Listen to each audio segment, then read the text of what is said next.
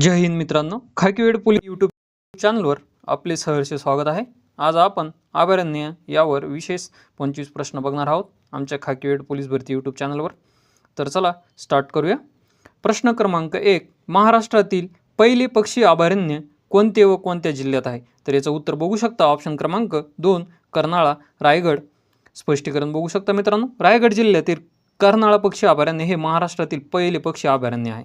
याची स्थापना 1968 मध्ये झालेली आहे. याचे दुर्मिळ पक्षी येथे आढळतात. प्रश्न क्रमांक 2, महाराष्ट्रातील क्षेत्रफळाने सर्वात मोठे अभयारण्य कोणते? तर याचं उत्तर आहे ऑप्शन क्रमांक 2, माळढोक पक्षी अभयारण्य. स्पष्टीकरण बघू शकता. क्षेत्रफळाच्या दृष्टीने माळढोक पक्षी अभयारण्य, सॉरी मित्रांनो इथे थोडी प्रिंट मिस्टेक झालेली आहे. आपल्या अहिल्यानगर व सोलापूर अहिल्यानगर, सोलापूर आणि अहिल्यानगर आपल्या जिल्ह्याचं नाव चेंज झालेलं आहे. अहमदनगरचं अहिल्यानगर केलेलं आहे मित्रांनो, इथे थोडी मिस्टेक झालेली आहे, माफ करा. प्रश्न क्रमांक 3, सागरेश्वर हे वन्यजीव अभयारण्य महाराष्ट्रातील कोणत्या जिल्ह्यात आहे? सागरेश्वर म्हटलं तर याचं उत्तर आहे ऑप्शन क्रमांक 2, सांगली. सांगली जिल्ह्यात हे सागरेश्वर अभयारण्य स्थित आहे. हे कृत्रिम आणि मानव निर्मित आहे, हे लक्षात ठेवा मित्रांनो. उत्तर आहे ऑप्शन क्रमांक 2. प्रश्न क्रमांक 4, महाराष्ट्रातील सर्वात जुने किंवा पहिले राष्ट्रीय उद्यान हे कोणते? तर याचं उत्तर आहे ऑप्शन क्रमांक 1, ताडोबा राष्ट्रीय उद्यान. ताडोबा राष्ट्रीय उद्यान जिल्हा जर म्हटलं तर चंद्रपूर जिल्ह्यामध्ये आहे. आणि ताडोबा राष्ट्रीय उद्यानाची स्थापना जर कधी झाली म्हटलं तर 1955 मध्ये झालेली आहे. 4, महाराष्ट्रातील सर्वात जुने किंवा पहिले राष्ट्रीय उद्यान कोणते आहे? तर याचं उत्तर आहे ऑप्शन क्रमांक 1, ताडोबा राष्ट्रीय उद्यान. ताडोबा राष्ट्रीय उद्यान. स्पष्टीकरण बघू शकता. ताडोबा राष्ट्रीय उद्यान कोणत्या जिल्ह्यात आहे? तर हे जिल्हा आहे चंद्रपूर. महाराष्ट्रातील जुने व पहिले राष्ट्रीय उद्यान आहे. याची स्थापना 1955 मध्ये झालेली आहे. आणि हे टायगर रिझर्व आहे, म्हणजे वाघासाठी प्रसिद्ध आहे. तर लक्षात ठेवा, हे पोलीस भरतीला 100% प्रश्न पडतो. प्रश्न क्रमांक 5, भीमाशंकर अभयारण्य कोणत्या प्राण्यासाठी प्रसिद्ध आहे, जो महाराष्ट्राचा राज्य प्राणी आहे?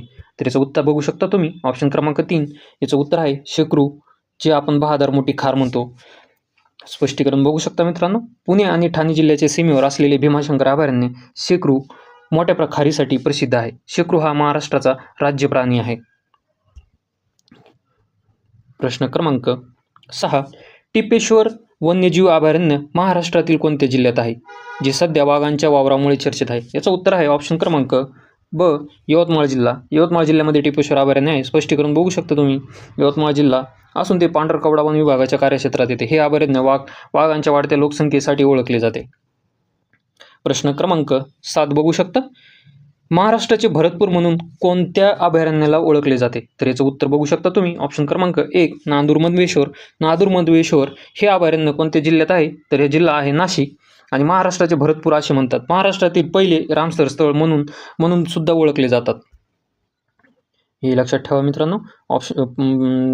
प्रश्न क्रमांक 8, राधानगरी अभयारण्य कोणत्या प्राण्यासाठी राखीव असून ते कोणत्या जिल्ह्यात आहे? तर याचं उत्तर आहे, जिल्हा जर म्हटलं तर कोल्हापूर आणि गव्हांसाठी प्रसिद्ध आहे. त्याला इंग्लिशमध्ये बायसन असे म्हणतो. स्पष्टीकरण बघू शकता. कोल्हापूर जिल्ह्यातील राधानगरी अभयारण्य हे गव्यांसाठी प्रसिद्ध आहे. त्याला इंडियन बायसन असे म्हणतो आपण. अभयारण्याला दाजीपूर अभयारण्य असेही म्हटले जाते.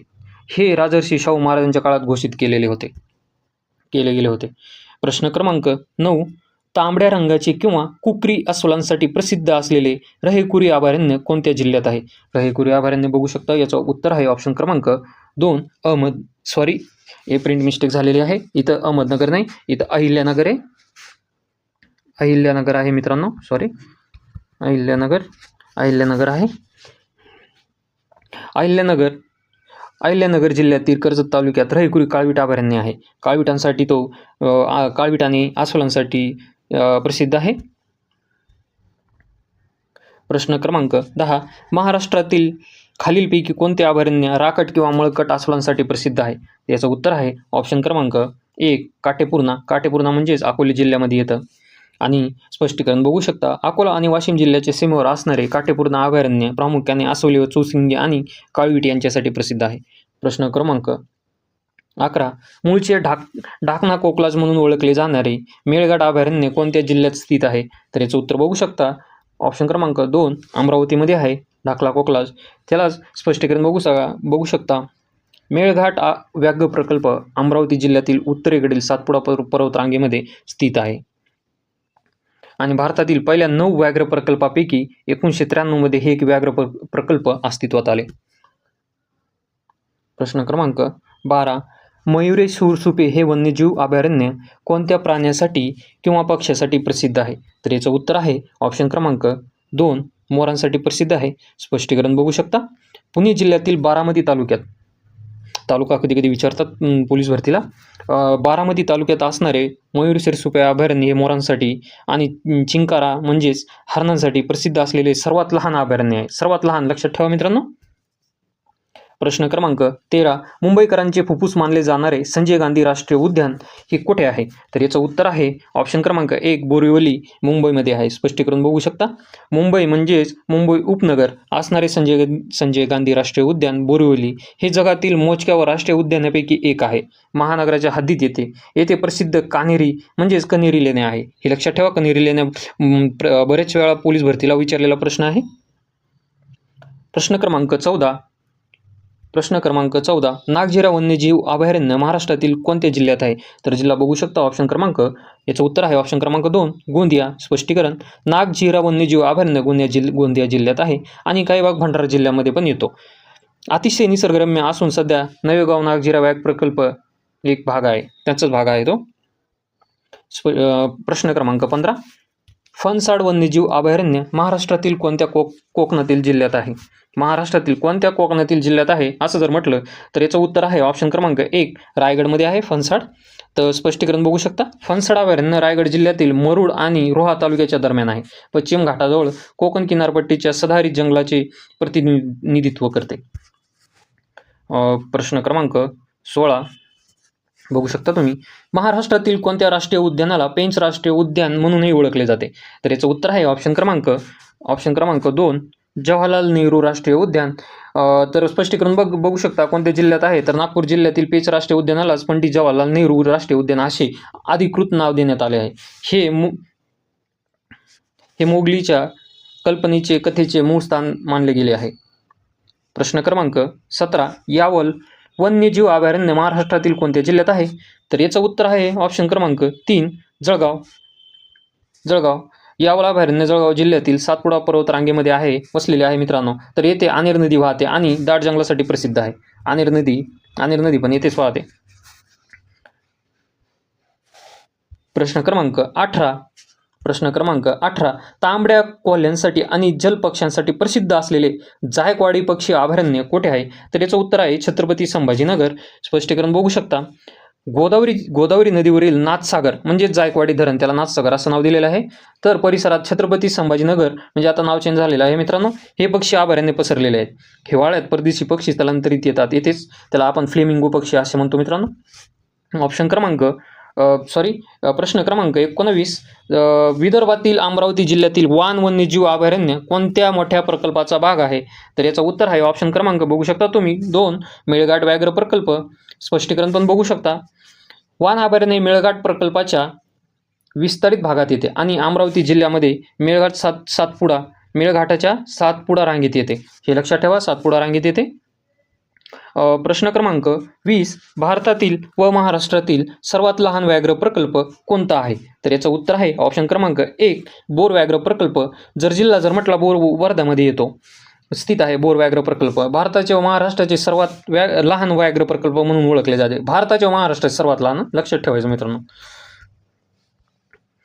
प्रश्न क्रमांक 21 चांदोली राष्ट्रीय उद्यान खालीलपैकी कोणत्या जिल्ह्याच्या सीमेवर पसरले आहे?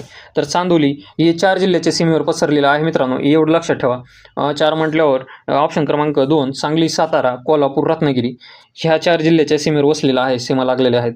तर याचं स्पष्टीकरण बघू शकता. चांदोली राष्ट्रीय उद्यान हे दक्षिण महाराष्ट्रातील सांगली, सातारा, कोल्हापूर, रत्नागिरी या 4 जिल्ह्याच्या सरहद्दीवर सह्याद्रीच्या पर्वतरांगेमध्ये पसरलेला आहे. याला सह्याद्री व्याघ्र प्रकल्पाचा गाभा क्षेत्र असे म्हटले जाते. प्रश्न क्रमांक 22 महाराष्ट्रातील नवीन घोषित कन्हाळगाव अभयारण्य म्हणजेच 50वे अभयारण्य म्हणून कोणत्या जिल्ह्यात जिल्ह्यात आहे? तर याचं उत्तर आहे ऑप्शन क्रमांक 2 चंद्रपूर. स्पष्टीकरण बघू शकता. चंद्रपूर जिल्ह्यातील कन्हाळगाव हे महाराष्ट्रातील 50वे वन्यजीव अभयारण्य म्हणून घोषित करण्यात आले. प्रामुख्याने वाघांच्या सुरक्षित प्रवासासाठी अत्यंत महत्त्वाचे आहे. प्रश्न क्रमांक 23 गुहामल राष्ट्रीय उद्यान महाराष्ट्रातील कोणत्या विभागात किंवा पर्वतात येते? तर विभाग जर म्हटलं तर विदर्भामध्ये येते आणि ऑप्शन बघू शकता. 1 नंबर उत्तर आहे सातपुडा पर्वत रांगेत येते आणि विभाग जर म्हटलं तर विदर्भामध्ये येते. स्पष्टीकरण बघू शकता.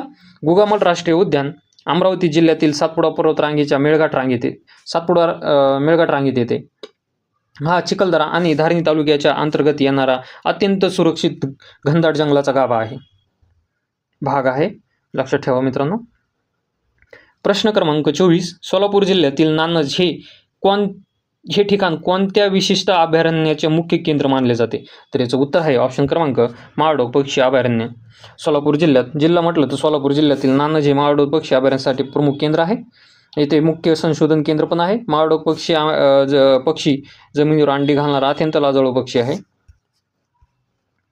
प्रश्न क्रमांक 25 महाराष्ट्रातील सह्याद्री व्याघ्र प्रकल्प मध्ये कोणत्या 2 संरक्षित क्षेत्राचा समावेश केला जातो? याचं उत्तर आहे ऑप्शन क्रमांक 2 चांदोली राष्ट्रीय उद्यान व कोयना अभयारण्य. स्पष्टीकरण बघू शकता. पश्चिम महाराष्ट्रातील चांदोली राष्ट्रीय उद्यान आणि कोयना वन्यजीव अभयारण्य या दोन्ही क्षेत्रांना मिळून सह्याद्री व्याघ्र प्रकल्प म्हणून घोषित करण्यात आले आहे, जो पश्चिम घाटातील जैवविविधतेचे रक्षण करतो. तर असे आपले 25 प्रश्न संपलेले आहे मित्रांनो. पोलीस भरती तोपर्यंत जरी आमच्या चॅनलला तुम्ही फॉलो केलं तर तुमचा जीएसचा एकही प्रश्न जाणार नाही, आम्ही गॅरंटी देतो. जर तुम्हाला व्हिडिओ आवडल्यास लाईक, शेअर आणि कमेंटमध्ये कमेंट करा की आम्ही तुमच्यासाठी अजून काय करू शकतो किंवा चुका वगैरे झाल्या असतील तर तुम्ही कमेंट करू शकता. आमच्या चॅनलला लाईक आणि फॉलो करा. धन्यवाद. जय हिंद मित्रांनो.